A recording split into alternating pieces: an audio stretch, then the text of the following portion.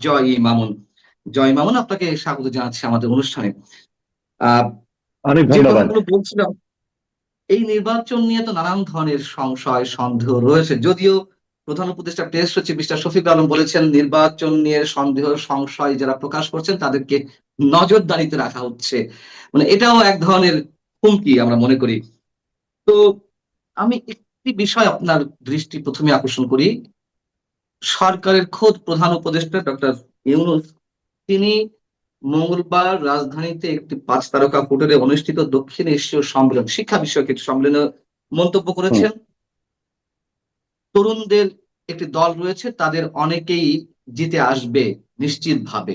এটি তিনি আশা করেন নিশ্চিতভাবে, আবার তিনি আশা করেন। এটাও কি নির্বাচন বিধি লঙ্ঘনের মধ্যে পড়ে না? আহ, নির্বাচন বিধি লঙ্ঘনের মধ্যে পড়ে কিনা সেটা নির্বাচন কমিশনই ভালো বলতে পারবে।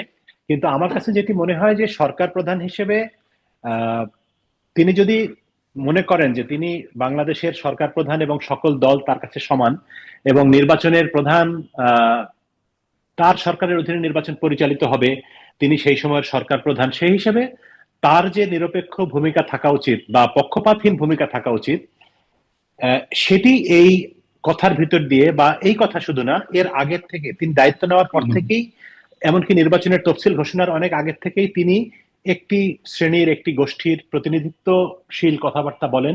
তাদের প্রতিনিধি হিসেবে তিনি সরকারে এসছেন, কাদের প্রতিনিধি হিসেবে তিনি দায়িত্ব পালন করছেন, তিনি সেই কথা সবসময় বলে যাচ্ছেন এবং তাতে খুব পরিষ্কারভাবে এটা দেশের মানুষের সকলের কাছেই প্রতীয়মান যে এনসিপি নামে যে দলটি গঠিত হয়েছে পরবর্তীকালে, সেই দলের যারা নেতৃবৃন্দ এবং সেই নেতৃবৃন্দ যারা 24 সালের জুলাইয়ের আন্দোলনের নেতৃত্বের জায়গায় ছিল, তাদের মাধ্যমেই তিনি ক্ষমতায় কি বলে আসীন হয়েছেন। ঠিক আছে। এবং হুম। তিনি তিনি তিনি সেই ঋণ শোধ করবার জন্যই কিনা আমি জানি না, তিনি তাদের প্রতি এক ধরনের কৃতজ্ঞতা বোধ করেন এবং সবসময় তিনি মনে করেন যে এই ছেলে পেলে বা তরুণদের যে দল গঠিত হয়েছে সেই দল ভবিষ্যতে ভালো করবে। এবং আরেকটা কথা এখানে বলা দরকার যে তরুণদের নানা রকম জুলাই সনদ, জুলাই ইত্যাদি আমরা অনেক কিছু দেখেছি, গণভোটের ইস্যু, সবকিছু নিয়ে প্রফেসর ইউনূস বা তার সরকারের যে পরিমাণ আগ্রহ, তাতে মনে হয় না যে তিনি বাংলাদেশের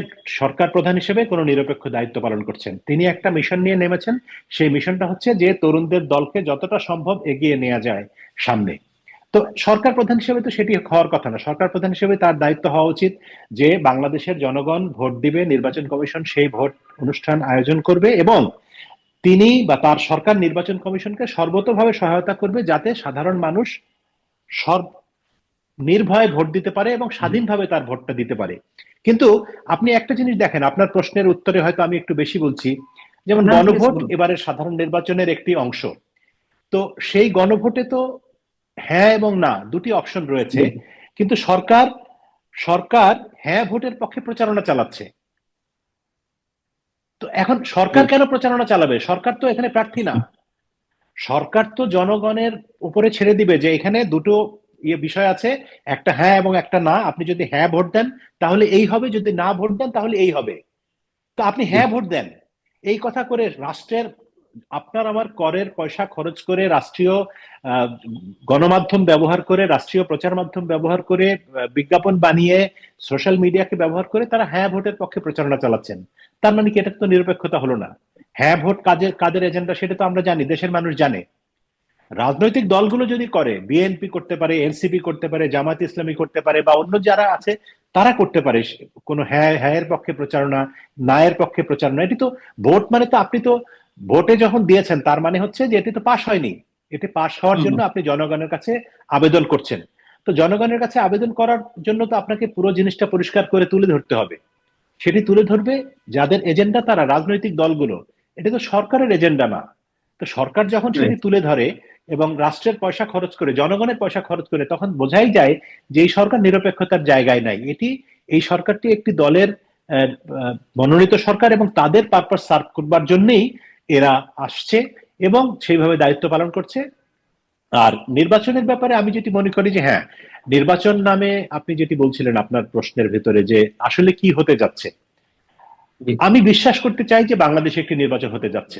আমি আহ ব্যক্তিগতভাবে বা সাংবাদিক হিসেবে যেভাবেই আপনি বলেন না কেন, আমি মনে করি যে বাংলাদেশের একটি নির্বাচন প্রয়োজন এখন। কারণ আমরা দীর্ঘদিন ধরে একটা গণতন্ত্রহীনতার সংস্কৃতির ভিতরে পড়ে গেছি, এবং এখন গণতন্ত্রের সঙ্গে তো আসলে শুধুমাত্র গণতন্ত্র একটি কোট আনকোট শব্দ নয়, এটা একটি একটি শাসন ব্যবস্থা। এই শাসন ব্যবস্থায় মানুষের অধিকার নিশ্চিত করতে হয়, এই আইনের শাসন নিশ্চিত করতে হয়, জনগণের প্রতিনিধিত্ব নিশ্চিত করতে হয়, এবং সেই জনপ্রতিনিধিদের জবাবদিহিতা নিশ্চিত করতে হয়। এর একটাও তো এখন বিদ্যমান নেই দেশে।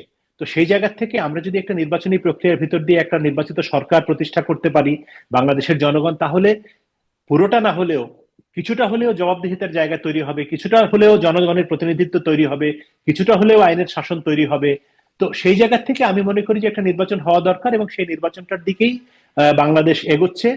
এখন সেই নির্বাচনটা কি রকমের হবে সেটি তো আসলে নির্বাচন কমিশন, সরকার এবং যারা নির্বাচনের মাঠের খেলোয়াড় অর্থাৎ রাজনৈতিক দল, তারা বলতে পারবে যে কতটা ভালোভাবে হচ্ছে। আর আমি সাংবাদিক হিসেবে এখন তো আসলে বলতে গেলে আমি মাঠে কাজ করার সুযোগও ওই রকম ভাবে নেই সাংবাদিক হিসেবে।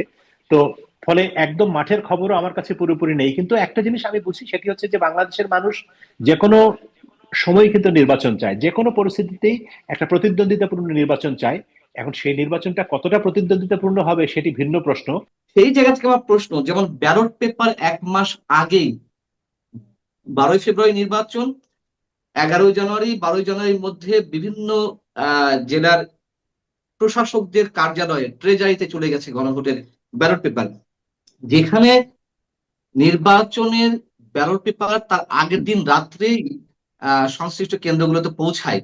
সেখানে এই যে গণভোট নিয়ে বিশাল একটি আয়োজন, বিশাল একটি রাজনৈতিক মতভেদ মতপার্থক্যের জায়গা থেকে একই দিনে নির্বাচন অনুষ্ঠিত হচ্ছে, গণভোট এবং জাতীয় নির্বাচন। সেই ব্যালট পেপার যদি 1 মাস আগে পৌঁছায়, সেখান থেকে কোনো প্রশ্ন ওঠার সুযোগ রয়েছে আপনার মনে হয়? আহ, আপনার প্রশ্নের ভিতরেই আসলে এই প্রশ্নের উত্তর রয়েছে। প্রশ্ন ওঠার সুযোগ তো রয়েছেই। যদি না থাকতো তাহলে তো বাংলাদেশে যুগে যুগে এই গণভোট নিয়ে এত প্রশ্ন উঠতো না। বাংলাদেশের ইতিহাসে যে কয়টা গণভোট হয়েছে কোনোটাই তো প্রশ্নের ঊর্ধ্বে না। প্রশ্ন শুধু না, মানে বিরাট রকমের প্রশ্ন এবং হাস্যকর রকমের ভোট হয়েছে। এবারে মানুষ আশা করতে চায় যে এবারে গণভোটটা অন্তত হাস্যকর হবে না। কিন্তু আমার ব্যক্তিগতভাবে কেন যেন একটা সন্দেহ হয় যে গণভোট জিনিসটা এবারও সেই হাস্যকর বিষয়তেই পরিণত করা হবে, এবং আহ কি বলে যে গণভোটে হ্যাঁ ভোট জয়যুক্ত হবে, এটি মোটামুটি নিশ্চিত। এবং এই প্রসঙ্গে আমি একটু ব্যক্তিগতভাবে আমার দু একটা স্মৃতি বা অভিজ্ঞতা বলতে চাই। গণভোট জি। যখন নির্ধারিত হলো, জুলাই সনদ ইত্যাদির মাধ্যমে যে গণভোট করতে হবে, সরকার আইন পাশ করলো গণভোটের, এবং গণভোটের জন্য 4টি প্রশ্ন নির্ধারিত হলো, যে 4টি প্রশ্নের একটি উত্তর হ্যাঁ অথবা না। হম তো হম। পৃথিবীর কোন প্রশ্নপত্রে কোন পরীক্ষায় 4টি প্রশ্নের উত্তর এক হতে পারে, একটা হতে পারে? আমি আমি একবার এই সরকারের একজন উপদেষ্টাকে, খুবই প্রভাবশালী একজন উপদেষ্টাকে জিজ্ঞেস করেছিলাম যে ভাই, 4টা প্রশ্ন একটা উত্তর, এটা কি করে সম্ভব? পৃথিবীর কোন পরীক্ষায় তো এরকম প্রশ্ন হওয়া সম্ভব না। তো বাংলায় একটা কথা আছে, লেজ পেতে দেওয়া। উপদেষ্টা মহোদয় সঙ্গে সঙ্গে লেজ পেতে দিলেন, বললেন যে হ্যাঁ আমি তো একদম আপনার সঙ্গে একমত। আসলেই তো 4টা প্রশ্নের একটা উত্তর হওয়া উচিত না। কিন্তু আমি যখন এই এই ক্যাবিনেট মিটিং এই প্রসঙ্গটা তুললাম, তারা এটা মানলই না কোনোভাবে। বিশেষ করে রিয়াজ ভাই, মানে আলী রিয়াজ, জি যিনি গণভোটের জি। উদ্যোক্তা বা এই যে সংবিধান সংস্কার কমিশনের হুম, প্রধান, হুম, হুম, অনানুষ্ঠানিক প্রধান, চেয়ার, অনানুষ্ঠানিক প্রধান বলছি কারণ মূল চেয়ার তো প্রফেসর ইউনূস নিজেই সরকার হুম। প্রধান হিসেবে। তো উনি আমাকে বললেন, উপদেষ্টা, আমি নাম বলছি না কিন্তু চাইলে বলতে পারবো, তিনি বললেন যে রিয়াজ ভাই তো রাজি হলো না, তিনি এটা মানতেই চাইলেন না কোনোভাবে। তো তার মানে হচ্ছে যে দুটো কারণ হতে পারে তার এই উত্তরের।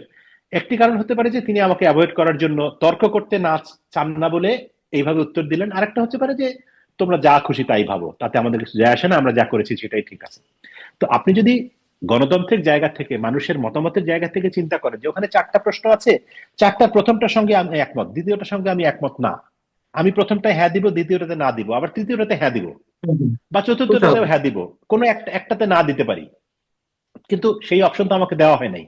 আমাকে বলা হলো যে 4টা মিলিয়ে একটা উত্তর দিতে হবে। ফলে গণভোটের পদ্ধতিটাই ত্রুটিপূর্ণ। এখন সরকার চাচ্ছে যে গণভোটের মাধ্যমে এই জিনিসটাকে পাশ করিয়ে আনতে হবে, এবং সেই উদ্দেশ্যেই মোটামুটি যত আয়োজন, এই আপনি ব্যালট পেপার পাঠানো বলেন ইত্যাদি। এবং আমার কাছেও মনে হয় কি যে নির্বাচনের প্রধান স্টেক হোল্ডার যারা, আপনি যদি বিএনপির কথাই বলেন, বা জামায়াতও কিছুটা, জামায়াত তো হ্যাঁ এর পক্ষে জোরালো ভাবে অবস্থান হুম, হুম। নিয়েছে, কিন্তু বিএনপি হ্যাঁ এর পক্ষে অতটা জোরালো অবস্থান নেয়নি। বিএনপি আমি জানি না, আমার ধারণা যে বিএনপি মনে করে যে আমাদের ছোটবেলায় গ্রামের মানুষের কিছু প্রবাদ জাতীয় কথা শোনা যায় না? তো একটা কথা আমি ছোটবেলায় শুনেছি, সেটা হচ্ছে যে যার ধরতাম না হাতে তার ধরি পায়ে, যাতে বর্ষার 6 মাস যায়, বা এরকম একটা বাজে সময়। জি। তো এখন বিএনপির হচ্ছে সেই অবস্থা যে যার ধরবে না হাতে তাকেও এখন পায়ে ধরতে হচ্ছে, যাতে কোনোভাবে এই সময়টা যায়, মানে নির্বাচনটা হুম, হয়ে হুম, যায়। হুম, হুম। নির্বাচন হওয়ার পরে তো তারা ধরেই নিচ্ছে, বিএনপি ধরেই নিয়েছে যে তারা ক্ষমতায় আসবে, এবং তারপরে তারা তাদের মতো করে রাষ্ট্র পরিচালনা করবে, রাষ্ট্র পরিচালনার মূলনীতি ঠিক করবে। তো গণভোট নিয়ে তাদের খুব একটা উৎসাহ নাই। এবং আহ, গণভোট গণভোটে হ্যাঁ পাশ করলে সংবিধানের কোন অংশে সেটা অন্তর্ভুক্ত হবে, সংবিধানের মূলনীতি যদি পরিবর্তন করা যায়, তাহলে এমন কিছু তো নেই যেটা পরিবর্তন করা যাবে না। এবং এই সরকারের আমলেই তো আমরা গত 5ই আগস্ট থেকে গত 1.5 বছর ধরে তো শুনে আসছি যে সংবিধান দরকারই নাই, সংবিধান ছুঁড়ে ফেলে দেওয়া যায়, সংবিধান কোনো সংবিধানই না। তো সেই সংবিধানে আবার 2টা 3টা 4টা ধারা যোগ করা বা না করাতেই বা কি এমন যায় আসে? মানে এটি আমার মনে হয় যে বিএনপির লোকজন এরকম ভাবে চিন্তা করে। এবং বিএনপির হুম, হুম। কেন্দ্রীয় নেতৃবৃন্দ না হলেও সাধারণ পর্যায়ে আমাদের সঙ্গে যাদের আড্ডায়, আলোচনায়, বৈঠকে, গল্পে কথাবার্তা হয়, তারা জিনিসটাকে এইভাবেই দেখে যে ওইটা পরে দেখা যাবে, যা হয় হোক, আগে আমাদের নির্বাচনটা হওয়া দরকার। হুম, হুম। ক্ষমতা পরিবর্তন হলে তখন দেখা যাবে যে কে কিভাবে কি করবে না করবে। আমার ধারণা এটাই হচ্ছে এখন বিএনপি চায় যত সহজে, যত ঝামেলা মুক্ত ভাবে নির্বাচনের ভিতর দিয়ে বাংলাদেশ একটা পরিবর্তিত পরিস্থিতির মধ্যে একটা গণতান্ত্রিক শাসন ব্যবস্থায় প্রবেশ করতে পারে, সেটাই বোধহয় বিএনপির মূল চাওয়া। সেই জায়গা থেকেই আমার প্রশ্ন, সাংবাদিক জয় মামুন। আপনি যেটা বলছিলেন প্রথমে যে নির্বাচনটি অবশ্যই দরকার, এই মুহূর্তে একটি নির্বাচন গণতান্ত্রিক প্রক্রিয়ায় বাংলাদেশের জন্য খুবই জরুরি, এটি আমরা সবাই বিশ্বাস করি। বিএনপিও হয়তো সেটি বিশ্বাস করে, কিন্তু এই বিশ্বাস করার মধ্য দিয়ে কোনো ধরনের ফাঁদে বিএনপি পড়তে যাচ্ছে কিনা। এর আগে বিএনপি অনেকবার ফাঁদে পা দিয়েছে বর্তমান সরকারের বিভিন্ন কর্মকাণ্ডে, এটি অনেকেই উচ্চারণ করেন। এবং এই যে নির্বাচন তাড়াতাড়ি হয়ে যায়, এই তাড়াতাড়ি হওয়ার কারণে এর পেছনে অন্য কোনো শক্তি ম্যাটিকুলাস ডিজাইন নতুন করে অ্যাপ্লাই করছে কিনা। যেমন এর মধ্যে আমরা যে বিষয়গুলো আলোচনা করলাম, ব্যালট পেপার আগে আগে চলে যাওয়া, কিংবা খোদ সরকার প্রধান ডক্টর মোহাম্মদ ইউনূসের কোনো একটি বিশেষ দলকে সাপোর্ট করে আসে, এবং এখনো পর্যন্ত তফসিল ঘোষণার পরও তিনি সাপোর্ট করছেন পরোক্ষ কিংবা প্রত্যক্ষ ভাবে। তার মানে কি নির্বাচনের ফলাফল কোনো কোনো শক্তির কাছে আগে থেকেই নির্ধারিত? নির্বাচনের ফলাফল নির্ধারিত কিনা আমি জানি না, কিন্তু এই নির্বাচনের মাধ্যমে যে বাংলাদেশ পুরোপুরি একটা শান্তিপূর্ণ গণতান্ত্রিক রাষ্ট্রে পরিণত হয়ে যাবে, সেটি আমি মনে করি না এই কারণে যে আপনি যেভাবেই বলেন না কেন, আমি কয়েকদিন আগে দেখছিলাম, আজকে কালকেই বোধহয়, যে মির্জা ফখরুল ইসলাম সাহেবকে কোনো একজন সাংবাদিক বন্ধু প্রশ্ন করছিলেন যে প্রধান দুটি দল এরকম এরকম করছে। তো উনি বললেন, প্রধান দুটি দল মানে কোন দুটি? বলে যে বিএনপি এবং জামায়াত ইসলামী। তো মির্জা ফখরুল সাহেব বললেন যে আমি তো জামায়াত ইসলামীকে প্রধান দল মনে করি না, বাংলাদেশে প্রধান দুটি দল বলতে বাংলাদেশের মানুষ বিএনপি এবং আওয়ামী লীগকেই মিন করে। তো আপনি যদি একটু ইতিহাসের দিকে তাকান, আমরা যদি বাংলাদেশের নির্বাচনের ইতিহাসের দিকে তাকাই, বিএনপি এবং আওয়ামী লীগ এই দুটো দলের কোনো একটা নির্বাচনে অংশ নেয়নি, এবং সেই নির্বাচন মানুষের কাছে গ্রহণযোগ্য হয়েছে এমন ঘটনা স্বাধীনতা পরবর্তী বাংলাদেশে নেই। মানে 73 সালের নির্বাচনে তো আর বিএনপি ছিল না। তার পরবর্তী 79 সাল থেকে যখন জিয়াউর রহমানের সময় নির্বাচন হলো বাংলাদেশের দ্বিতীয় সংসদ নির্বাচন, তারপরে এরশাদ সাহেবের আমলের নির্বাচনগুলি আপনি যদি দেখেন, 86 নির্বাচন, 88 নির্বাচন, কোনোটাই গ্রহণযোগ্য হয়নি। তারপরে এসে আপনি যখন এরশাদের পতনের পরে 90 পরবর্তী সময় বাংলাদেশের ইতিহাসে সবচেয়ে গ্রহণযোগ্য নির্বাচন হচ্ছে বিচারপতি শাহাবুদ্দিনের অস্থায়ী সরকারের অধীনে 91 সালের নির্বাচন, বিচারপতি হাবিবুর রহমানের অধীনে 1996 সালের তত্ত্বাবধায়ক সরকারের নির্বাচন, তারপরে 2001 সালের বিচারপতি লতিফুর রহমানের নির্বাচন, এবং 2008 সালে 111 সময় যে নির্বাচন। এই 4টি নির্বাচনকে বলা হয়, বাংলাদেশের মানুষ মনে করে যে এটি সবচেয়ে গ্রহণযোগ্য নির্বাচন স্বাধীনতা পরবর্তী সময়ের। এর বাইরে অনেকগুলি, 96 15 ফেব্রুয়ারি একটি নির্বাচন হয়েছে, যে নির্বাচনে আওয়ামী লীগ অংশ নেয়নি।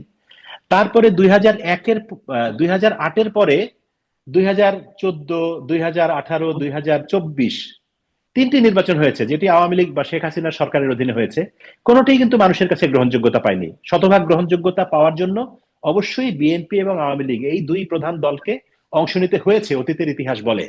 এখন না, দুই হাজার এবার আঠারোতে বাংলাদেশে অংশ এমন, নিয়েছে, 2018 অংশ নিয়েছে, তবে ওটা রাতের ভোট হয়েছিল হ্যাঁ আর কি। হ্যাঁ হ্যাঁ তো হ্যাঁ সেই জন্য হ্যাঁ, ওইটা বিরোধী। ওইটা হ্যাঁ হ্যাঁ, আমি আমি দুঃখিত যে বিএনপি 18-তে নিয়েছে, কিন্তু সেটাতে এমন নজিরবিহীন কারচুপি হয়েছিল যে রাতের রাতের ভোটের ঘটনা তো মানে আমরা কম বেশি জানি, এবং আমি তো সেটি বলতে গিয়ে এক ধরনের ঝামেলার মুখে নির্বাচন কমিশনে বলেছিলাম, এবং তখন সরকারের নানা রকম তোপের মুখে পড়েছিলাম। এটা আমাদের সাংবাদিক বন্ধুরা জানে, বা ইউটিউবে এখনো সেটি পাওয়া যায়। তো 18-তে নির্বাচনে অংশ নিয়েও সেই নির্বাচনটিকে প্রশ্ন বিদ্ধের বাইরে নেওয়া যায় নাই, মানে প্রশ্ন মুক্ত রাখা যায়নি। তো সেখানে বিএনপি নির্বাচনে অংশই নিল না, সেই নির্বাচন তো গ্রহণযোগ্য হওয়ার কোনো কারণ নাই। আজকে আওয়ামী লীগকে আপনি নির্বাচনের বাইরে রাখছেন, আইন করে হোক, নিষিদ্ধ, কি বলে এটিকে, রাষ্ট্রপতির যে প্রজ্ঞাপন করে হোক, যেভাবেই হোক আওয়ামী লীগ নির্বাচনের বাইরে। এবং আওয়ামী লীগ একটি বড়, বাংলাদেশের বড় রাজনৈতিক দল। স্বাধীনতা পরবর্তী সময়ে আজকে পর্যন্ত বাংলাদেশের রাজনৈতিক ইতিহাস, সরকার পরিচালনার ইতিহাস, মুক্তিযুদ্ধের ইতিহাস, যে কোনো ইতিহাস আপনি যদি পর্যালোচনা করতে যান, সেখানে আওয়ামী লীগকে বাদ দেবার কোনো সুযোগ নেই। তাদের নাম অবশ্যই নিতে হবে। আজকে আপনি তাকে ফ্যাসিস্ট বা যে নামেই আপনি ব্র্যাকেট বন্দি করে সাইডে রেখে দেন, তাতে তো ইতিহাস মুছে যাবে না, ইতিহাস বন্ধ হয়ে যাবে না। তো সেইখানে আওয়ামী লীগ যখন নির্বাচনে নেই, নৌকা মার্কার প্রার্থী, ব্যালট পেপারে যখন নৌকা মার্কা নেই, সেখানে তো একটা বিরাট অংশের মানুষ নির্বাচনের প্রতি নিরুৎসাহিত হবে। এবং তাদের যে সমর্থক আছে, তারা তারা আহ, তারা তো নিশ্চয়ই, আওয়ামী লীগের লোকজন তো নিশ্চয়ই বিএনপি কে ভোট দিবে না, জামাতকে ভোট দিবে না, জাতীয় পার্টিকেও ভোট দিবে না। এবং জাতীয় পার্টি তো একটা চিরদিনেরই একটা হাস্যকর পার্টি আমার কাছে মনে হয়। এরশাদ সাহেব যতদিন জীবিত ছিলেন, তখনও সকালে এক কথা, সন্ধ্যায় আরেক কথা, রাত্রে আরেক কথা, পরদিন সকালে আরেক কথা। তো ওনার পার্টির, ওনার মৃত্যুর পরে ওনার ভাই বেরাদার যারা আছেন, তারাও একই রকম আচরণ করছেন। ফলে জাতীয় পার্টি কোনোদিনও মানুষের আস্থার জায়গায় ছিল না। এরশাদ সাহেব তার স্বৈরাচারী ক্ষমতা ব্যবহার করে 9 বছর রাষ্ট্র পরিচালনা করেছেন, কিন্তু ভোটের জায়গায়, কিন্তু ভোটের রাজনীতিতে বাংলাদেশে বিএনপি আওয়ামী লীগই চিরদিন ছিল, এখনো আছে। ফলে আওয়ামী লীগ বিএনপি যে কোনো এক দলকে বাদ দিয়ে নির্বাচন করলে সেই নির্বাচন গ্রহণযোগ্য হবে না। এবং সেই নির্বাচিত সরকার, হ্যাঁ, শেখ হাসিনার সরকার দীর্ঘদিনের অভিজ্ঞতার কারণে নানা রকম রাষ্ট্রযন্ত্রকে করায়ত্ত করে, মানে সামরিক, বেসামরিক, আমলাতন্ত্র, পুলিশ, রাজনৈতিক সংগঠনকে মিলিয়ে তিনি দীর্ঘদিন ক্ষমতায় ছিলেন, এবং নির্বাচনকে হাস্যকর মাত্রায় তিনি উপনীত করেছিলেন। কিন্তু এখন তো যারাই ক্ষমতায় আসুক, তারা তো সেই লেভেলের নাজুক অবস্থায়, মানে সেই লেভেলের শক্তিশালী অবস্থায় নেই। এখন তো সবাই নাজুক অবস্থায়। ফলে তাদের পক্ষে, যারাই ক্ষমতায় আসুক, তাদের পক্ষে একটা শক্ত রাজনৈতিক ভিত্তি তৈরি করে 5 বছর সরকার পরিচালনা করা, রাষ্ট্র পরিচালনা করা খুব কঠিন হবে বলে আমার কাছে মনে হয়। ফলে আমি আমি ব্যক্তিগতভাবে মনে করি যে একটা নির্বাচন হওয়া দরকার, নির্বাচন হবে। যারাই ক্ষমতায় আসুক, তাদের সামনেও কঠিন সময়, বাংলাদেশের সামনেই আসলে সব মিলিয়ে কঠিন সময়। আমরা শেষ করবো জয় মামুন, তবে তার আগে আরেকটি বিষয় আপনার দৃষ্টি আকর্ষণ করছি। আহ, সেটি হচ্ছে নানান ধরনের জরিপ পরিচালিত হচ্ছে। কোনো কোনো জরিপে দেখা যাচ্ছে যে, প্রথম আলোর জরিপে বলা হচ্ছে 70% মানুষ বিএনপি কে ভোট দিতে চায়, 30% মানুষ জামাতকে ভোট দিতে চায়, বা 27% মানুষ। আবার কোনো কোনো জরিপ বেশ হাড্ডাহাড্ডির বা মেসেজ আমাদেরকে দিচ্ছে, যেমন কালবেলা একটি জরিপ পরিচালনা করলো, বা এর আগে আরো কয়েকটি প্রতিষ্ঠান এরকম জরিপ পরিচালনা করেছে, যেখানে বলা হচ্ছে হাড্ডাহাড্ডি লড়াই হবে। যেমন আমরা তো জানি যে বাংলাদেশের দুটি প্রধান রাজনৈতিক দল আওয়ামী লীগ বিএনপি, যেটি মির্জা ফখরুল ইসলামের একটি বক্তব্যকে আপনি কোট করলেন।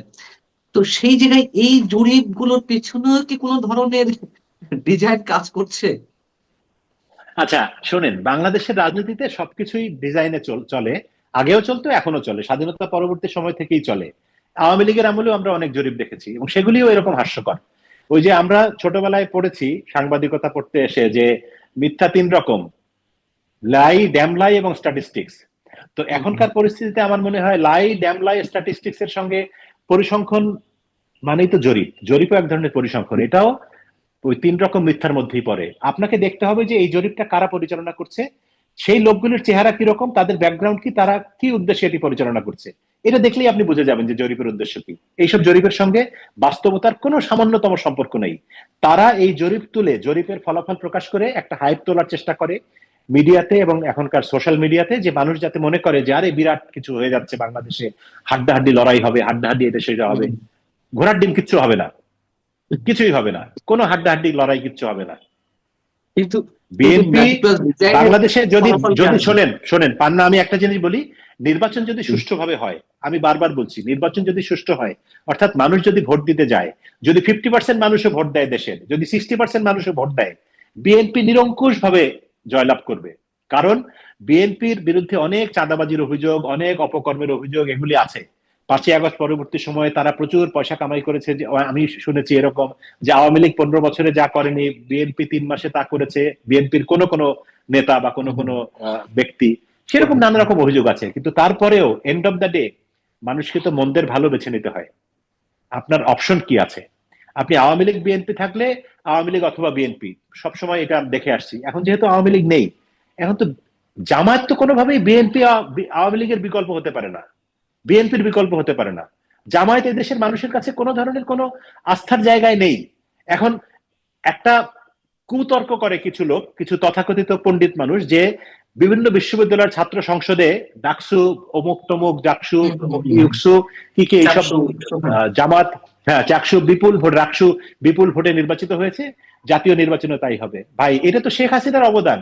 শেখ হাসিনা বিরাট ব্যবস্থা করে দিয়ে গিয়েছিল যাতে মাদ্রাসার ছেলেমেয়েরা চোখ বন্ধ করে, মানে মোটামুটি পরীক্ষা টরীক্ষা না দিয়েই বা সামান্য পরীক্ষা দিলেও ওই নম্বরের কারণে তারা বিশ্ববিদ্যালয়ে ভর্তি হয়ে যায়। আপনি ডাকসু নির্বাচনে দেখেন 22 জন প্রার্থী ছিল মাদ্রাসার ব্যাকগ্রাউন্ড।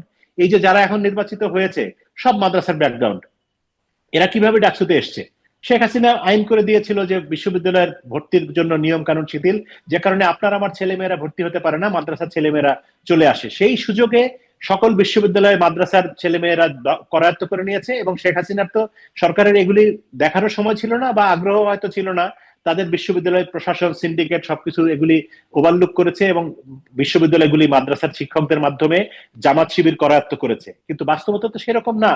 বাংলাদেশের গ্রামে গঞ্জের মানুষকে তো জামাত শিবির দখল করতে পারে নাই। সেখানে এখনো বিএনপি আওয়ামী লীগের সেই রাজনীতি। আমি বাংলাদেশের বিভিন্ন জায়গায় গ্রামে ঘুরি, মানুষের সাথে কথা বলি, সারা জীবন সাংবাদিকতা করেছি, এখনো সাংবাদিকতা করি। মানুষ এসে আমার সাথে কথা বলতে চায়, জিজ্ঞেস করে, আমিও মানুষের সঙ্গে জিজ্ঞেস করি, সেটি ঢাকায় হোক যেখানেই হোক। আমি দেখি না কোথাও যে একদম হাড্ডাহাড্ডি লড়াই হয়ে যাচ্ছে, জামায়াত ইসলামী কালকে বাংলাদেশে মানে 130টা আসন নিয়ে বিরোধী দলে চলে যাচ্ছে। তাদের 30টা আসন পাওয়ার জন্যই লড়াই করতে হবে কঠিন ভাবে, যদি ছাড় না দেয় এবং সরকার যদি তাদেরকে অনুগ্রহ না করে। আর মানে বিএনপি বিষয়টা হচ্ছে বিএনপি জি, জি, না না, আমি বলতে চাচ্ছি যে বিএনপি নিজেও তো একটু বিপদের মধ্যে আছে, নানা রকম ঝামেলার মধ্যে আছে। তাদের দলের যে মূল শক্তি বেগম খালেদা জিয়া, তিনি প্রয়াত হয়েছেন অল্প কয়েকদিন হলো। তারেক রহমান দীর্ঘদিন দেশে ছিলেন না। দলের ভিতরে নানা রকম কোন্দল আছে, সেগুলি আমরা জানি কম বেশি। এবং ফিজিক্যালি তারেক রহমান আহ, রাজনীতির সঙ্গে ছিলেন অনেক বছর, কিন্তু ফিজিক্যালি দেশে না থাকলে যেটা হয় যে একটা ফিজিক্যাল প্রেজেন্সের তো একটা একটা গুরুত্ব আছে আলাদা। তো সেইটা, তাকে সেই সব জিনিসগুলি করায়ত্ত করতেও তো একটা সময় লাগবে। তো সবকিছু মিলিয়ে বিএনপি যেহেতু একটু নাজুক সময়ের মধ্যে আছে, সেই জন্য বিএনপিও এগুলিকে এতটা গুরুত্ব দিচ্ছে না। তারা মনে করছে আচ্ছা ঠিক আছে, নির্বাচনটা হয়ে যাক, আমরা বরং একটু ছাড় দিয়ে হলেও এই এনসিপি কে দিয়ে দিলাম, কথার কথা অমুককে দিয়ে দিলাম, একটু আন্ডার হ্যান্ড ডিল করে 5টা আসন দিয়ে দিলাম তোমাকে, ভাই চুপ চুপ থাকো বা ঝামেলা করো না। তাদের এখন নির্বাচন করা এবং ক্ষমতায় যাওয়াটাই হচ্ছে মূল লক্ষ্য। সেই জন্য আমার কাছে মনে হয় যে সরকার যদি খুব একদম নগ্নভাবে হস্তক্ষেপ না করে, তাহলে এই নির্বাচনে প্রতিদ্বন্দ্বিতা হওয়ারই কোনো জায়গা নেই। কিন্তু যে ধরনের সিমটম আমাদের সামনে উপস্থিত হচ্ছে একের পর এক, সেখানে নগ্ন, অর্ধনগ্ন কিংবা উন্মুক্ত ভাবে সুযোগ দেওয়া, এই জায়গা থেকে আপনার কি কোনো ধরনের আশঙ্কা আছে যে সিমটম গুলো আমাদের সামনে আমার আসছে? আশঙ্কা যে আছে, আমার আশঙ্কা আছে। বিএনপি কে আমরা নানান সময় ফাঁদে পড়তে দেখেছি, আপনি নিজেও বলেছেন যে বিএনপি একটা একটা বিশেষ জায়গায় আটকা পড়ে গেছে। এই নির্বাচন হবে কিনা সেই প্রশ্ন যেমন হচ্ছে, আর নির্বাচন হলেও সেটি মেকানিজমের মাধ্যমে বিশেষ কোনো শক্তিকে আনার, মানে ক্ষমতা আনার চেষ্টা চলছে কিনা সেই প্রশ্ন সামনে আসছে। আসলে কি বিএনপি ফাঁদে পড়তে যাচ্ছে, কি মনে হয় আপনার? ধন্যবাদ আপনাকে। খাদে পড়বে কিনা এটা জনগণ জানে, তবে দৃশ্যমান কতগুলো ঘটনা দেখা যাচ্ছে। আপনি বলেন বিমানের ডাইরেক্টর বানানো হয়েছে 3 জনকে, তার ভিতরে ইলেকশন কমিশনের যে সেক্রেটারি তাকেও নেওয়া হয়েছে। এটার উদ্দেশ্য কি?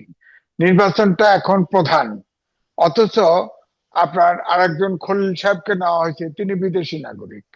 হ্যাঁ, আপনি বলেন যে তাহলে এটা কি আপনার নির্বাচন যদি করতে হয়, নির্বাচনে নানান সমস্যা উদ্ভব হয়েছে। তো এই সময় নির্বাচনের সেক্রেটারিকে সরানো হলো, ওখানে দেওয়া হলো, এটার উদ্দেশ্য কি এটা আমরা জানি না। দ্বিতীয়টা হচ্ছে এই যে জামাতের নেতৃত্বে যে জোটটা ছিল, তারা যে সরকারে গঠন করার যে একটা প্রচেষ্টা তাদের ভিতরে ছিল, প্রত্যাশা ছিল, সেটা কিন্তু আর থাকবে না। তখন তো আপনি দেখেন, এখন তাহলে তো দেখা যাবে যে এই জোট নির্বাচন পিছানোর জন্য নানান রকম সূত্র খুঁজবে। যেমন এখনই নানান অজুহাত দেওয়া হয়েছে। প্রবাসী ভোট পাওয়া গেছে, 3টে মিডল ইস্টের দেশে প্রবাসী ভোটের ব্যালট পাওয়া গেছে। হ্যাঁ, সেখানে ইলেকশন কমিশনে গেছে বিএনপি স্ট্যান্ডিং কমিটির ইলেকশন পরিচালনার চেয়ারম্যান নজরুল ইসলাম খান। তাকে বলা হয়েছে এটা তদন্ত করে বা কঠিন শাস্তি দেওয়া হবে। এটা তো সমস্যার সমাধান হলো না। দ্বিতীয়ত, আপনি দেখেন আজকেও একটা পেপারে উঠেছে যে জামাতের, বিশেষ করে একটি দলের জামাতের কিন্তু ভোটার বদল করা হচ্ছে, এক অঞ্চলের ভোটার আরেক অঞ্চলে দেওয়া হচ্ছে। অর্থাৎ এখানে এইটার কারণে ইলেকশন কমিশনের অধস্তন কয়েকজন অফিসার কিন্তু আপনার তারা কিন্তু অলরেডি দোষী সাব্যস্ত হয়েছে, তারা আপনার ধরা পড়েছে। কিন্তু এটা কিন্তু টাকা পয়সা খরচ করে এটা করা হচ্ছে। অর্থাৎ বোঝা যাচ্ছে যে জামাত বিশেষ বিশেষ সিটে কিন্তু টার্গেট করেছে। ওই ভোটে যতগুলো ভোট কম আছে, ওই ভোটটা ট্রান্সফার করে নিচ্ছে ইলেকশন কমিশনের একটা কিছু নিচু অফিসারের সাহায্য নিয়ে, অথবা টাকা পয়সা খরচ করে হোক, যেভাবেই হোক। তো এগুলো তো সমস্যা। দ্বিতীয়ত, নানান স্ক্যান্ডেল তো আছেই, অভ্যুত্থানের শক্তির নানান আছেই। যেমন ব্যালট পেপার তৈরি করা হয়েছে, উপরে আপনার উপরের লাইনে আছে আপনার জামাত ইসলামী, এনসিপি, এই আর বিএনপিটা মাঝখানে ভাঁজের ওখানে দিয়ে দেওয়া হয়েছে। তো এগুলো তো খেয়াল করা, এগুলো তো আপত্তি আসছে। আপত্তি এছাড়া তো আপনার দেখেন প্রত্যেক দিনই প্রায় মানুষ মারা যাচ্ছে, গুলি হচ্ছে, অস্ত্র ঠিক মতো উদ্ধার হচ্ছে না, অস্ত্র শোনা যাচ্ছে যে অস্ত্র বাইরের থেকে আসতেছে। ধরেন এই যে হাদি হত্যার আপনার মূল কিলার সে দেশে আছে না ভারতে গেছে, ভারত ডিনাই করেছে নাই, যায় নাই। তো তাহলে কোথায় আছে এটা শনাক্ত না করেই একটা চার্জশিট দিয়েছে, সেটাতে নারাজি দিয়েছে। তারা আবার নতুন প্রোগ্রাম দিছে যে নারাজি দিছে, এটার বিচার না হওয়া পর্যন্ত তারা ইলেকশনে রাজি না, ইলেকশনে যেতেও রাজি না। তো এই সব সংকট যে তৈরি হয়েছে, এতে দেবপ্রিয় স্বাভাবিকভাবে সন্দেহ করতে পারে ইলেকশন নির্বিঘ্নে হয় কিনা। তারপরে ধরেন এই যে দায় মুক্তি দেওয়া হলো অভ্যুত্থানের শক্তিকে, কিন্তু এবারে ধরেন অভ্যুত্থান বলা হচ্ছে জুলাই আগস্ট। তো জুলাই আগস্টে যদি হয়, জুলাই আগস্টকে দায় মুক্তি দিল। আবার যুক্তির ক্ষেত্রে বলি, এটা তো পার্লামেন্টে আইনটা এই দায় মুক্তির আইনটা পাশ করতে হবে। তা আপনার কি রাজনৈতিক দলরা জানে? দুই হলো, আপনি জুলাই অগাস্টে দিলেন, এই যে প্রথম আলো ডেইলি স্টার যে আক্রমণ হলো, ভাঙচুর হলো, আগুন হলো, এটা এটা কিসে পড়বে? আপনার 5ই আগস্টের পরে পুলিশ স্টেশন গুলো জ্বালিয়ে দেওয়া হলো, অস্ত্র লুট হলো, এ দায়িত্ব কে নিবে? বুলডোজার দিয়ে 32 নম্বর ভাঙা হলো, সংসদ ভবন দখল হলো, এগুলো কি ফৌজদারি অপরাধ? এগুলোর কি হবে? আপনার যদি এটাই হয়, ধরেন যেমন স্বাধীনতা যুদ্ধের সময় জামাত ইসলাম পাকিস্তানি হানাদারকে সহযোগিতা করেছে, তাদের মাপ চাইতে বলা হয়, তা মাপ অন্যান্য ইনিয়া বিনিয়া শর্তযুক্ত করে। আমার কথা হলো গণহত্যার তো কোনো মাপ হতে পারে না। গণহত্যা ধর্ম তো বলে আপনাকে হত্যাকারী আপনাকে হত্যা করলে এটার মাপ নাই, এটা বিচার হবে, বিচার হবে। তো গণহত্যার আবার বিচার হয় কেমনে? আবার ফৌজদারি অপরাধের আবার কেমনে মাপ হয়? আমি তো বুঝি না। তো আমার কথা হচ্ছে যে এই যে করা হলো, এগুলো নিয়ে সব মিলে একটা ঘোলাটে অবস্থা তো আছে। এখন ধরেন অভ্যুত্থানের শক্তির ভিতরে কিন্তু রীতিমতো প্রতিযোগিতা, এবং আমার কাছে মনে হচ্ছে ইসলামিক আন্দোলন বাংলাদেশ যদি ছুটে যায় ঐক্যের ভিতর থেকে, তাহলে জামাতের হয় পরাজয় আগের মতো করে মেনে নিতে হবে, অথবা তারা ষড়যন্ত্র করে এই ইলেকশনটাকে পিছাতে হবে। তৃতীয়, আপনি দেখেন এনসিপি। আমার একটা প্রশ্ন, যদি ইসলামী আন্দোলন জামাতের সঙ্গে থাকতো, তারপরেও কি বিএনপির সাথে কম্পিটিশনে আসার কোনো সুযোগ ছিল? কম্পিটিশনে না, কম্পিটিশনে না আসলেও তাদের ভিতরে একটা তো উন্মাদনা সৃষ্টি হয়েছিল। তাদের বক্তব্যে সূর্য থেমে যায়, কোরআন দাঁড়িপাল্লায় ভোট দিলে আপনার ব্যস্ত পাওয়া যায়, এগুলোর হুম। আওয়াজ তো কমে যাবে, এখন নিশ্চিত জি। আওয়াজ কমে যাবে। প্রশ্ন হচ্ছে যে আপনি প্রথমে যে এই প্রসঙ্গটি নিয়ে আসলেন যে বিমানের পরিচালনা পর্ষদের 3 জনকে নিয়োগ দেওয়া, নির্বাচনে মাত্র 27 দিন আছে, যেখানে ডক্টর খলিলুর রহমানকে প্রধান উপদেষ্টার রোহিঙ্গা বিষয়ক বিশেষ দূত করা হলো, তার বিরুদ্ধে মার্কিন নাগরিকত্বের অভিযোগ থাকা সত্ত্বেও পরবর্তীতে জাতীয় নিরাপত্তা উপদেষ্টা পদে দেওয়া হলো, পরবর্তীতে বিমানের পরিচালনা পর্ষদ দেওয়া হলো, প্রধান উপদেষ্টার বিশেষ সহকারী ফয়েজ তোয়েবকে একইভাবে ইসি সচিবকেও নিয়োগ দেওয়া হলো পরিচালনা পরিষদের সদস্য হিসাবে, মানে পরিচালক হিসেবেই। নির্বাচনের 27 দিন থাকতেই এইগুলো করা হচ্ছে। আর একদিকে গণভোটের প্রচারণা সরকারের পক্ষ থেকে করা হচ্ছে। এটি সরকার কেন করবে জনগণের টাকা খরচ করে? সরকার তো কোনো পক্ষ না, হ্যাঁ না ভোটের, না, সরকার তো থাকবে মাঝখানে। এইগুলো কি সিমটম দেয়? কোনো বিশেষ মেটিকুলাস ডিজাইন কি আবার আমাদের সামনে রয়েছে? এটা হতে পারে, কারণ আপনি বলেন দেশের নিরাপত্তার ব্যবস্থা কি ইয়ে হয়ে গেছে, ঠিক হয়ে গেছে, দেশের নিশ্চয়ই। নিরাপত্তা নাই। তো নিরাপত্তা পরিষদের উপদেষ্টাকে আপনার ডাইরেক্টরেটে নেওয়া হলো কেন? এখন ইলেকশনের শিডিউল চলছে, মাত্র 27 দিন নির্বাচনের আগে আছে, এখনো সবকিছু গুছিয়ে ওঠা যায় নাই। আপনার সেক্রেটারিকে ট্রান্সফার করে ওই বিমানের ডাইরেক্টর দিলেন কেন? আর নিরাপত্তা পরিষদের তাকে তো বিভিন্ন জায়গায় বিদেশেও পাঠানো হয়। এটা কি একটা ট্রাবল শুটার আনছেন? উনি তো কোনো পজিটিভ কিছু দেখতে পাচ্ছে না। উনি রোহিঙ্গাদের কি করেছেন বলেন? উনি কি করতে পেরেছেন? আবার বিমানে আমাদের একটা জাতীয় প্রতিষ্ঠানের সেই বোর্ডে ঢুকায় দেওয়া হলো, আবার ওখানের কি নিরাপত্তা বলেন? এই বিমান কি ধ্বংস করবে, নাকি বিমানে গোপন চুক্তিতে যে আমেরিকার সাথে গোপন চুক্ত ট্যাক্স, এক্সপোর্টের উপরে ট্যাক্স আপনার কমানোর কারণে যে আমেরিকাকে গোপন চুক্তি করে আসছে, তারপরে এখন প্রায় 20 কত 15টা না 16টা বিমান কিনে আনা হচ্ছে। এখন কি এই কারণে ওনাকে ওখানে পাঠানো হলো নাকি, যে বিমান কিনে আনতেছে একটা বিরাট অঙ্কের টাকা আদান প্রদান হবে, সেটার কারণ নাকি? সুতরাং এই প্রশ্ন তো থাকবে, এই প্রশ্ন তো উঠছে। এই জন্য নানান কারণে আপনি সবচেয়ে দেখেন নিরাপত্তা উপদেষ্টা এবং ইলেকশন কমিশনের সেক্রেটারি, তাদেরকে সরাই কিভাবে এই মুহূর্তে? তারা আপনি বলেন স্বাভাবিকভাবে প্রশ্ন উঠছে, এই দুটো ঘটনাই প্রশ্ন ওঠে। তারপরে এই যে ধরেন এই যে জামাতের নেতৃত্বে যে জোট, এই জোটের যতগুলি জোট রিলেটেড যতগুলি সমস্যা, তাতে তো দেশটা তো অস্থির হওয়ার সম্ভাবনা আছে, এবং এটাকে অজুহাত তৈরি করে নির্বাচন পিছানোর চেষ্টা হবে কিনা আমি জানি না, আমার তো সন্দেহ আছে। এই জন্য রিক্সায় উঠলে বলে নির্বাচন হবে, তো এখনো প্রশ্ন থাকে। কারণ ডক্টর মোহাম্মদ ইউনূস কখনো কিন্তু যদি কিন্তু ছাড়া আর কথা বলেন নাই। এখন যদি কিন্তু না, এখন মেটিকুলাস ডিজাইন অনুযায়ী একদম ডাইরেক্ট অ্যাকশনে যাচ্ছে, যেমন এই যে বিমানের বোর্ডে ঢুকায় দিচ্ছে দুজন রিলেভেন্ট এখনকার সময়ে সবচাইতে যদি যোগ্য লোক হন, তাই ইলেকশন কমিশন থেকে সেক্রেটারি কিভাবে সরায় বলেন আপনি?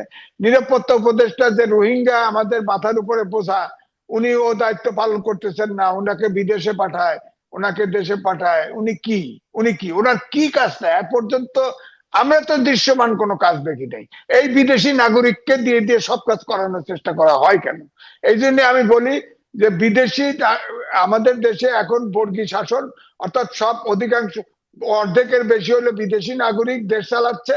তারা এই যে প্রবাসী দেখেন, প্রবাসীরা তারা সব ডুয়েল সিটিজেনশিপ, তাদের ভোটার হওয়ার ইয়ে নাই, এটা ঠিক, জি।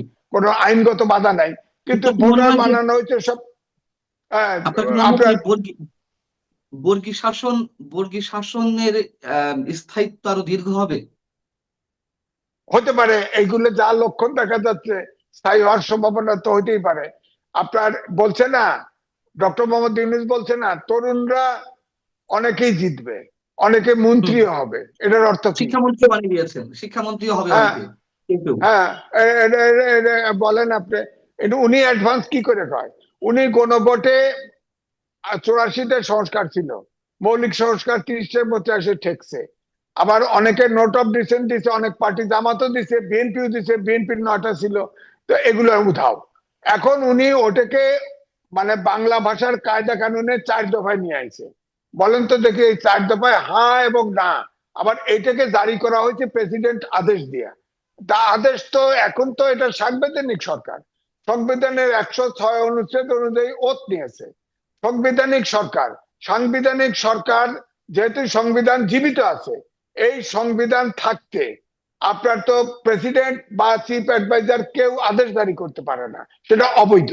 এবং এই অবৈধ জিনিস যখন দেশে গণভোটে চালাচ্ছে এক, আপনি বলেন তো সচেতন নাগরিক হিসেবে অবৈধ জিনিসে কিভাবে টিক বা না দিবেন? আপনি দিবেন কি করে বলেন? এক, বোঝার তো ঘাটতি আছেই। এমন কায়দা করে দিচ্ছে, সব সংস্কার 4 দফার ভিতরে ঢুকাই দিছে। এখন আপনি বলেন, আবার সরকারের পক্ষ থেকে হ্যাঁ ভোটের পক্ষে রীতিমতো ক্যাম্পেইন শুরু করেছে। এমনকি বাংলাদেশ ব্যাংক থেকে অন্য ব্যাংকে সার্কুলার জারি করা হয়েছে, সবাইকে যেন সব ব্যাংক থেকে যেন ট্রানজেকশনের সময় মোটিভেট করা হয়। এগুলো কি? এগুলো কি? আপনিও ট্যাক্স দেন, 2 পয়সা দিলেও আমিও দেই, আমাদের পয়সা বেতন নেয়, আমাদের পয়সা বেতন নেয়। সরকার কি করে হ্যাঁ ভোটে বা না ভোটে? তারা বলবে যে এটাকে পপুলার করার জন্য এই হ্যাঁ ভোট না ভোটে, অর্থাৎ এই 4 দফায় কি আছে এটা বোঝানোর জন্য রেলগাড়ি ছাড়িয়ে দিবেন, রাইট। তারপরে বলবে আপনাদের পছন্দ মতো হ্যাঁ অথবা না ভোটে ভোট দেন। এটা পপুলার জনগণকে বোঝানোর জন্য করবে। তারা পক্ষপাত করতেছে কেন? তার মানেই হচ্ছে যে পক্ষপাত করলে, উনি ফেল করলেই তো দেশের ইলেকশন হবে না মনে হচ্ছে। এরকম আজ করতে পারলেই, এই যে জামাতের এটা তো ফেল করে, তাদেরকে দিয়ে এনসিপি দিয়ে একটা ভেজাল বাজাবে তো। এবং তার প্রিপারেশন নিচ্ছে এই যে আপনার নিরাপত্তা উপদেষ্টা এবং ইলেকশন কমিশনের সেক্রেটারিকে সরাই দিল। বলেন আপনি, অন্য লোক পায় নাই? অন্য লোক পায় নাই? সরকারি কত লোক আছে তাকে দিতে পারতো না? ওখানে বোর্ডের ডাইরেক্টর, উপদেষ্টার মতো লোক ডাইরেক্টর কি করে হয়? এই আবার কোন ধরনের নেচারের লোক? আপনি বলেন তো, একজন উপদেষ্টার পজিশন হলো মন্ত্রীর মতো, সে একটা বোর্ডের ডাইরেক্টর হয়েছে, ছোট লোক, বিদেশি ছোট লোক লয়ে আছে। হ্যাঁ, তার বলেন তার পজিশনে হয়? একজন উপদেষ্টা কি করে হয়? আমি ধরেন ডাইরেক্টর বানাইছে, একটা ইলেকশন কমিশনের পদে নেই, চললো, চালালাম, তারপরে তো সে সিনিয়র সেক্রেটারি, সে তার বোর্ডে ঢোকে কি করে? বোর্ডে ঢোকে কি করে? তার পজিশন কি? তার তো রিজাইন করা উচিত ছিল। এই উপদেষ্টা খলিল, তারও রিজাইন করা উচিত ছিল যদি দিতেও চায়। রিজাইন তো করবে তার না, বরঞ্চ মর্যাদার প্রশ্নে সব জায়গায় পোক্ত হচ্ছে, বরঞ্চ রিজাইনের তো প্রশ্ন তো উঠেই না, তারা তো রিজাইন করতে আসেনি। না, ঠিক আছে, রিজাইন করতে আসেনি, খড়কুটো যা আছে সমুদ্রে পড়লে তাই ধরে রাখে, বুঝলাম। তো আপনি তো ইলেকশন করবেন সেক্রেটারি সাহেব, ইলেকশন করবেন, একটা নিরপেক্ষ গ্রহণযোগ্য নির্বাচন অংশগ্রহণমূলক হবে, এই প্রস্তুতি তো আপনি নিতে পারলেন না। আপনি বিমানে কি করবেন? মানে বিমানকে, আমেরিকার থেকে বিমান বোয়িং আসতেছে, এগুলোর কি শেয়ার ভাগাভাগি করে যাচ্ছেন নাকি? এই প্রশ্ন তো আসবে। তারপরে আসে নিরাপত্তা উপদেষ্টা, সে উপদেষ্টা কিন্তু খেয়াল করেন, তাকে নিচে ডাইরেক্টর, সে কি করে ওখানে ডাইরেক্টর সে যায়? সে উপদেষ্টা হয় কি করে? সে তো বিমানের উপদেষ্টা দিলে তাও তো একটা কথা ছিল। আর সে উপদেষ্টা, সে তো স্পেসিফিক দায়িত্ব আছে, রোহিঙ্গা হচ্ছে বাংলাদেশের সবচেয়ে বড় সমস্যা, সেই সমস্যার কোনো সমাধান সে করতে পারে নাই, তাকে ওই বোর্ডের ভিতরে কেন দিল? উদ্দেশ্যটা কি আপনি বলেন? উদ্দেশ্যটা কি? 2টা জায়গায় গুরুত্বপূর্ণ ব্যক্তিকে নিয়ে ওখানে দিল, তারা যদি ব্যর্থ হয় তাদের বিকল্প লোক নেন, তাদের বিমানের ডাইরেক্টর বানাবেন কেন? এবং তারাই বা কেমন মর্যাদা সম্পন্ন লোক, আত্ম বা মর্যাদা নাই, তারা ওই ডাইরেক্টর হিসেবে জয়েন করে যায় ওখানে? বলেন আপনি। এই ইলেকশনের আগ মুহূর্তে 27 দিন ইলেকশনে আসে, 2টা গুরুত্বপূর্ণ লোককে ওখানে দেওয়ার উদ্দেশ্য অবশ্যই আছে। এই জন্যই দেবপ্রিয় সন্দেহ করতেছে, আমিও সন্দেহ করি যে তার এই মেট্রিকুলাস ডিজাইনের অংশ এটা কিনা কে জানে, এটা তো পরিষ্কার জানি না। এখন ধরেন আমেরিকার সাথে যে গোপন চুক্তি করলো, আপনি বলেন তো অন্তর্বর্তীকালীন সরকার গোপন চুক্তি করে, আপনি জানেন চুক্তি? আমি তো জানি না। আপনি তো অনেক কিছু খুঁজায় বেড়ান, আপনি তো জানেন না, আমরাও জানি না। তো গোপন চুক্তি কেন করলো? এটা কেন জানায় না? কেন জানায় না? এখনো জানায় না বলেন। আমি ফুট করে মাঝখানে দেখলাম যে 2 ডজন বিমান আসতেছে, বলেন টাকা কত? টাকা কত? কারণ টাকা আবার কি আবার ওনাদেরকে পাকিস্তান, পাঠাচ্ছে? আবার চীনের নিয়মিত পাকিস্তানের বিমান, যুদ্ধ বিমান JF-17 আনারও কথাবার্তা চলছে, এমন আমরা শুনতে চলছে, পাচ্ছি। বলছে। আমরা এখন শেষ এই করবো। মুহূর্তে, জি হ্যাঁ বলেন। জি এই জি। কারণে আমার কাছে মনে হচ্ছে মেটিকুলাস ডিজাইনের অংশ, আমার মনে হয় এইসব নিয়ে একটা ঝামেলা তৈরি হবে, তারপরে একটা অজুহাতে উনি বলবে আবার হয়তো ইলেকশন আরো পিছিয়ে যাও। ও আমাদের সন্দেহটা হয় কেন? 1/11 এর সময় 2বার শিডিউল পিছিয়েছে, 10 দিন আগে সরকার পরিবর্তন হয়ে গেছে, এটাও উনি শেষেরটাও মনে রাখা উচিত।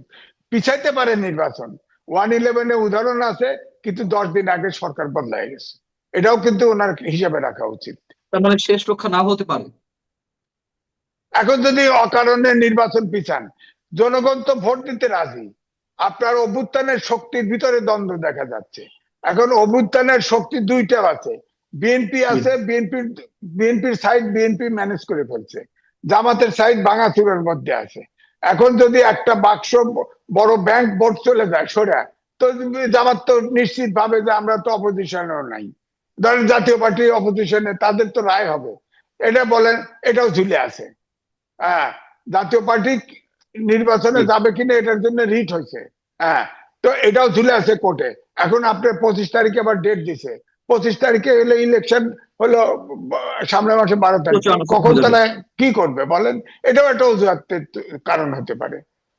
আমরা সেই জায়গা থেকে প্রশ্ন করছি, সাংবাদিক আনিস আলমগীরের বিষয়টি কেউ এর সঙ্গে জড়িত? কারণ তার বিরুদ্ধে নতুন আর একটি মামলা হয়েছে দুদকের পক্ষ থেকে, জ্ঞাত আয় বহির্ভূত সম্পদ অর্জনের দায়ে তার বিরুদ্ধে মামলা দেওয়া হয়েছে।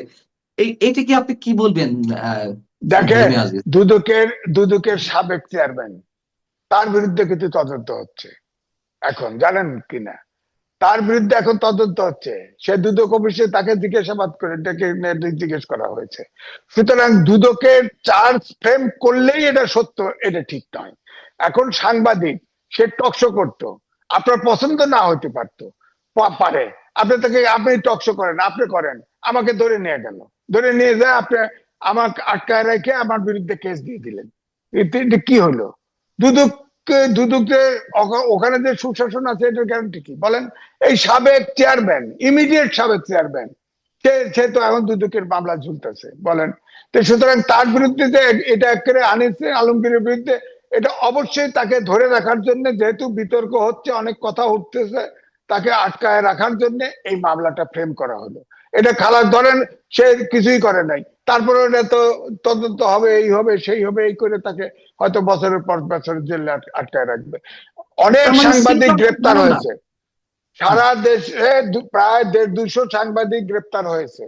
আমার কথা হচ্ছে, সাংবাদিক ফৌজদারি অপরাধের ঊর্ধ্বে নয়, অন্যায় করলে বিচার হবে। অনেকের অবশ্যই বিরুদ্ধে আবার অবশ্যই। খুনের মামলা দিয়ে দেওয়া হয়েছে, কারো মামলা হিয়ারিং এ ওঠে না। এই মামলা আপনি সাংবাদিক, আমরা সারা জীবন আন্দোলন করছি, সাংবাদিককে গ্রেপ্তার করার আগে সমন জারি করতে হবে, অর্থাৎ সে যদি দোষী হয়, এটা প্রমাণিত হলে কোর্ট থেকে সমন জারি হলে আপনি তাকে গ্রেপ্তার করতে পারেন। ধরে নিয়ে নিয়ে সব জেলখানায় ঢুকাচ্ছে আর বেরোচ্ছে না, বেরোচ্ছে না, তার কেসও হিয়ারিং হচ্ছে না বলেন।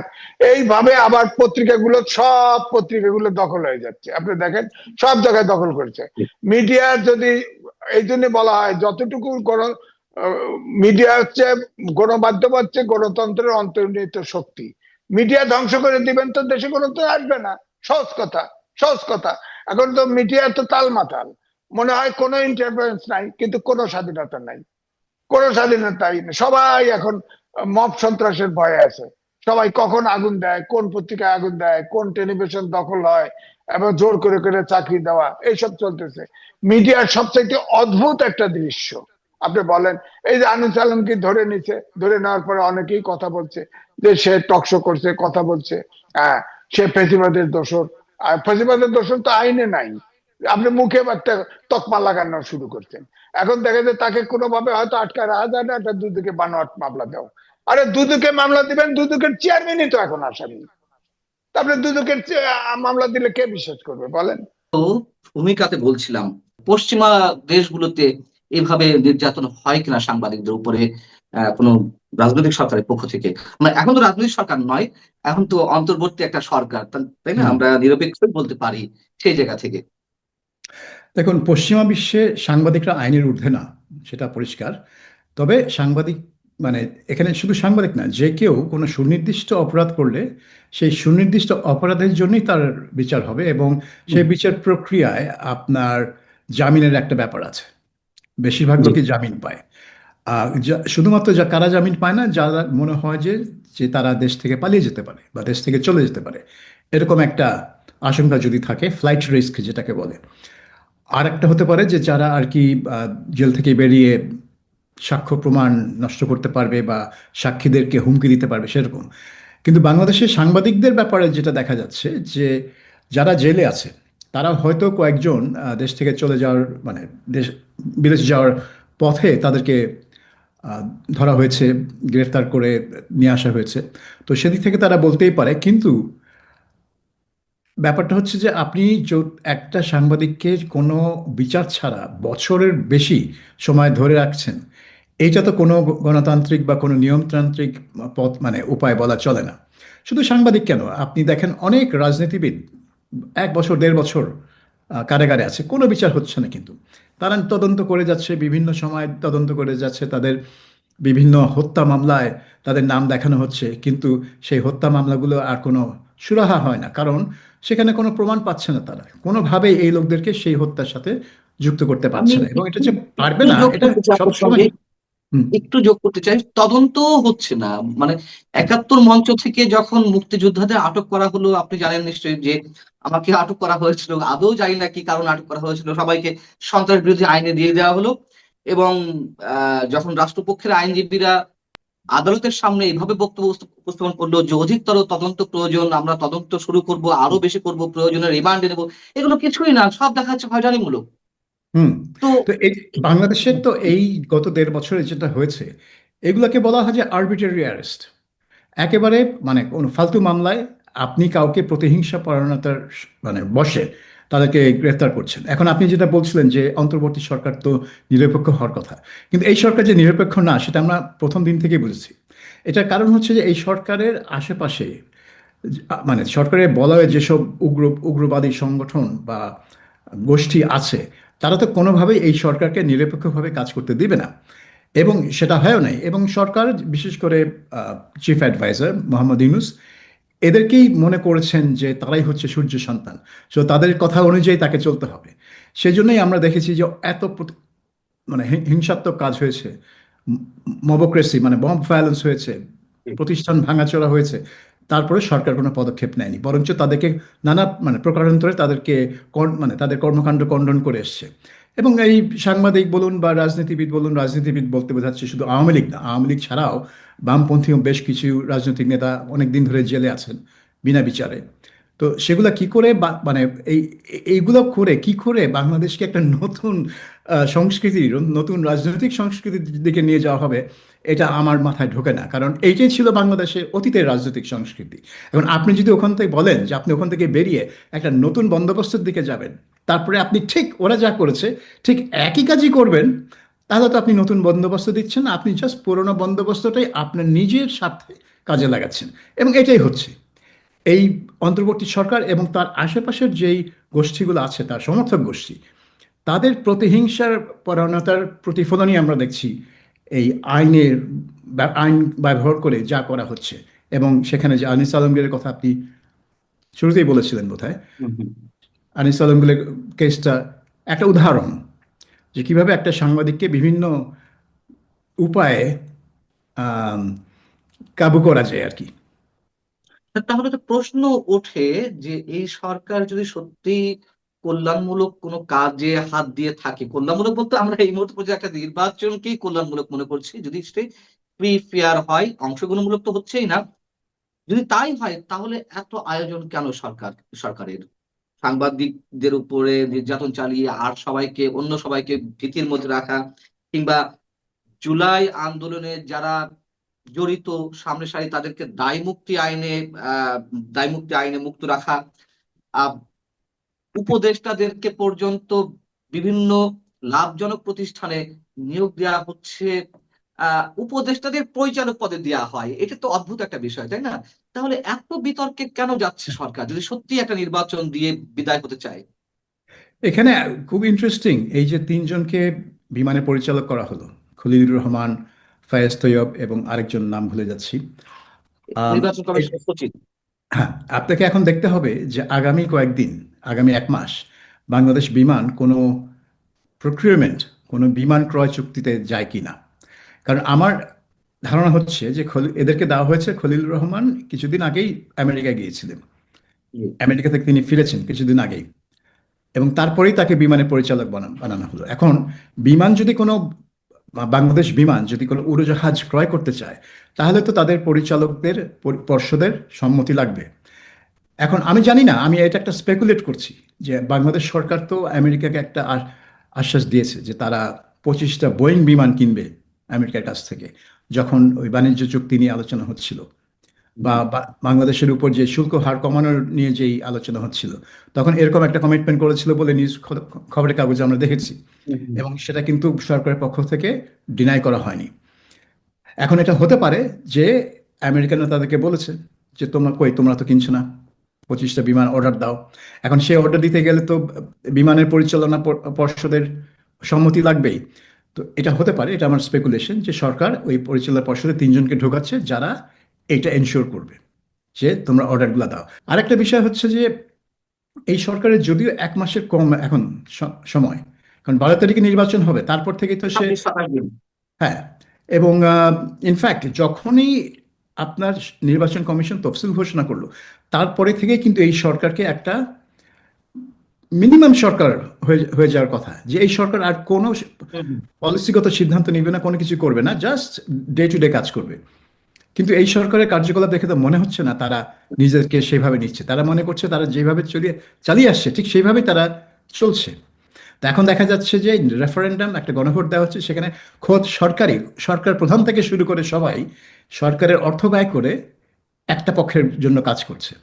এখন এই এই যে পক্ষপাতিত্ব, এটা শুধু গণভোটেই সীমিত, নাকি সাধারণ নির্বাচনেও এই ধরনের কোনো পক্ষপাতিত্ব হচ্ছে বা হবে, সেটা নিয়েও তো একটা দুশ্চিন্তার বিষয় রয়ে গেছে। সেই দুশ্চিন্তা আপনার রয়েছে কিনা, বা সেটি কি ধরনের দুশ্চিন্তা কারণ হতে পারে, আমি সেই প্রশ্নের উত্তর নিব। তো তার আগে আপনার যে স্পেকুলেশন, সেটা হচ্ছে স্পেকুলেশনের জায়গা থেকে আমি একটু প্রশ্ন করতে চাই, যদি যুক্তরাষ্ট্রের কে আশ্বাস দিয়েই থাকে, কেন তারা এটি ঘাড়ে নিচ্ছে যে কয়েকটি বিমান বা বোয়িং নিয়ে আসবে, কিনবে? আবার শুনতে পাচ্ছি যে পাকিস্তান থেকেও যুদ্ধ বিমান JF-17 নেবে। এত বড় বড় ইস্যুতে তারা কেন যাচ্ছে? তারা তো তাদের মেয়াদ আর 25-27 দিন বা বড় জোর 30 দিন। হুম।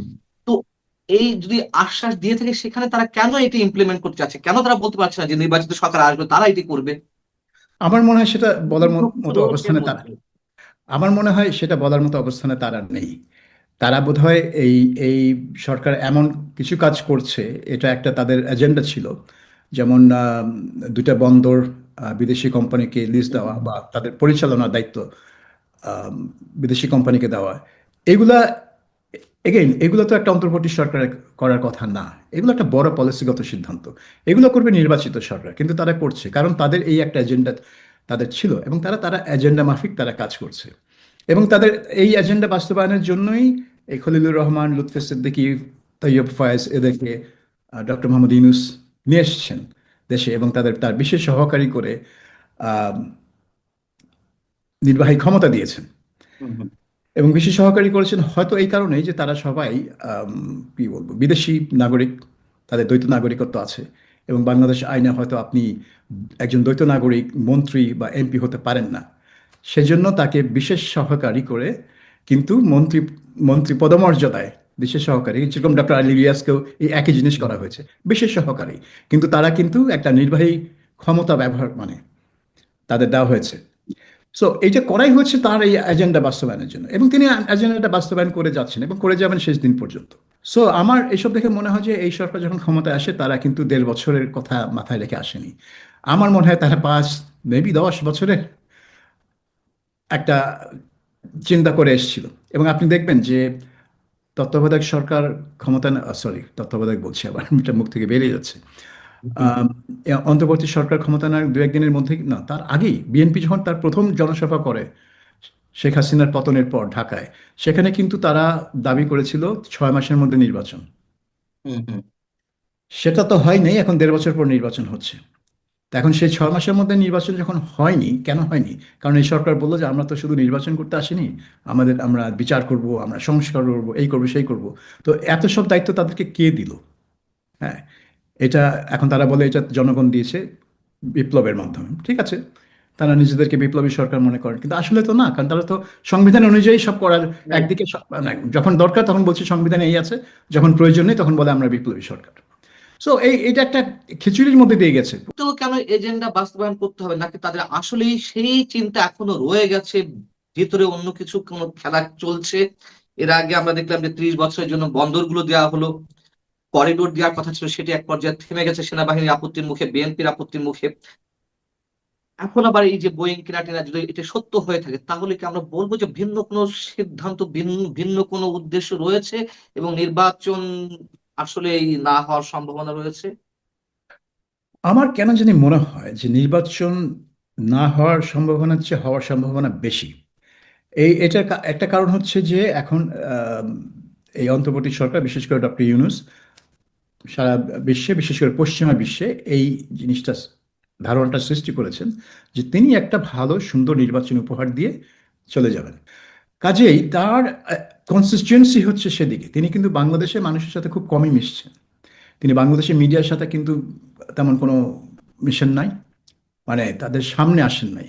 তিনি কোনো প্রেস কনফারেন্স করেন না, তিনি কোনো সাক্ষাৎকার দেন না বিদেশি দেশি সংবাদ মাধ্যমকে বা পত্রিকা বা তিন চারটাতে টেলিভিশনকে। দিয়েছি, স্পেশাল, ডেইলি স্টার, প্রথম আলো এবং নিউ এজে আর মানব জমিনের সম্মতি, তিন চারটা স্পেশাল ইন্টারভিউ এটা দিয়েছেন। শুরুতে করেছিলেন, কিন্তু তারপরে কিন্তু কিন্তু তিনি তো রাইট। যখন ঘটনা ঘটে, মানে সরকার প্রধানের তো উচিত যখন ঘটনা ঘটে কোনো কিছু নিয়ে বিতর্ক হচ্ছে, তখন প্রেস মানে সামনে আসা এবং জনগণকে বোঝানো। তিনি ওই বিটিভিতে ভাষণ দিতেই পছন্দ করেন বেশি।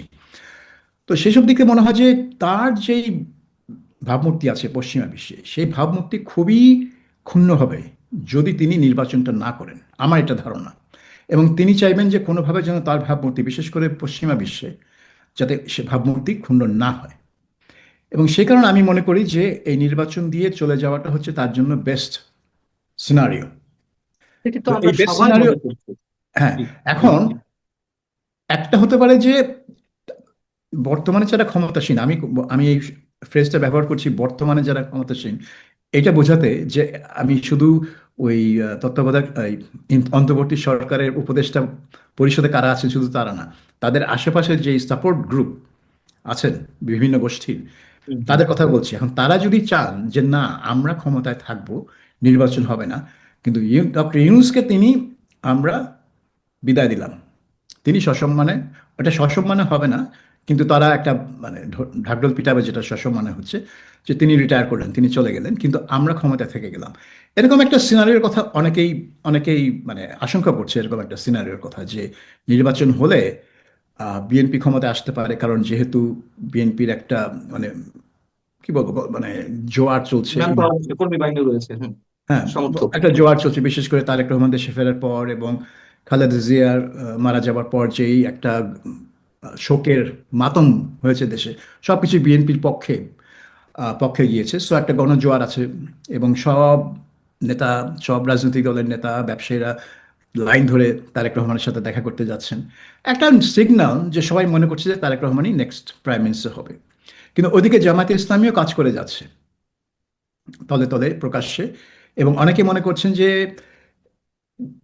যে বিএনপির জন্য বিষয়টা অত সহজ হবে না। সবাই যত সহজ মনে করছে তত সহজ হবে না, এবং বিভিন্ন নির্বাচনী এলাকায় কোনোভাবে জামায়াতে ইসলামী একটা সারপ্রাইজ এনে দিতে পারে, এরকম লেখালেখি অনেকেই করেছেন। সো সেটা হবে কিনা, আমি তো আমার কাছে তো একটা ক্রিস্টাল বল নাই, আমি তো ভবিষ্যৎবাণী করতে পারবো না, কিন্তু এরকম একটা কথা আছে। এবং আপনি দেখেন জামায়াতের নেতা ডক্টর শফিকুর রহমান, ডাক্তার শফিকুর রহমান, তিনি তো ডক্টর নন, ডাক্তার, তিনি তারেক রহমানের সাথে দেখা করলেন জি। জানুয়ারি মাসের 1 তারিখে, এবং সেখানে গিয়ে তিনি একটা প্রস্তাব দিয়ে আসলেন যে নির্বাচনের পরে তারা সব মিলেমিশে কাজ করবে। তো মিলেমিশে কাজ করার মানেটা কি? মানে যেরকম আওয়ামী লীগ এবং জাতীয় পার্টি মিলেমিশে কাজ করেছে আগে, হুম, জাতীয় হুম। পার্টি সংসদে বিরোধী দল, কিন্তু তারা মিলেমিশে কাজ করতে গিয়ে তাদের নেতারা ক্যাবিনেটেও পজিশন পাচ্ছে। তাহলে কি কি বিরোধী দল সেটাই বুঝতে পারছেন। তো সেটাই যদি হয় তাহলে সেটা বিএনপি ক্ষমতা, ইলেকশন জিতলেও জামাত চাইবে তার সাথে মিলেমিশে কাজ করতে, তাহলে সংসদে কোনো বিরোধী দল থাকবে না, কারণ সবাই মিলেমিশে কাজ করছে। আর যদি জামাত কোনোভাবে ইলেকশনে জেতে, তাহলে বিএনপির জন্য এটা একটা ডিফিকাল্ট সিচুয়েশন হবে, কারণ তারা যদি মিলেমিশে কাজ করতে চায়, তার মানে জামাতকে তারা জবাবদিহিতার আওতায় আনতে পারবে না, তারা রাস্তায় আন্দোলন করতে পারবে না, কারণ তারা সরকারের সাথে মিলেমিশে কাজ করছে।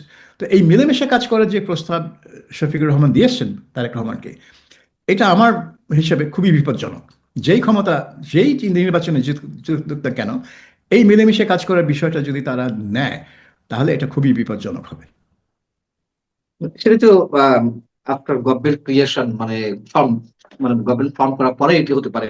কিন্তু তার আগে আপনি যে আশঙ্কার কথা বলছিলেন সেই আশঙ্কাগুলো কি এটি যে বিএনপির যা ভাবছে তা নাও হতে পারে, বা মানুষ যা ভাবছে বিএনপি চলেই আসছে ক্ষমতায় সেটি নাও হতে পারে, ভিন্ন কোনো শক্তি ভিন্ন কোনো উপায়ে ক্ষমতায় আসতে পারে? মানে এই আশঙ্কার একটাই ভিত্তি হচ্ছে যে গত 1.5 বছর কারা ক্ষমতা কেন্দ্রে ছিল। বিএনপি সবচেয়ে প্রভাবশালী রাজনৈতিক দল হলেও তারা ঠিক সেইভাবে ক্ষমতার কেন্দ্রে ছিল না। ক্ষমতার কেন্দ্রে ছিল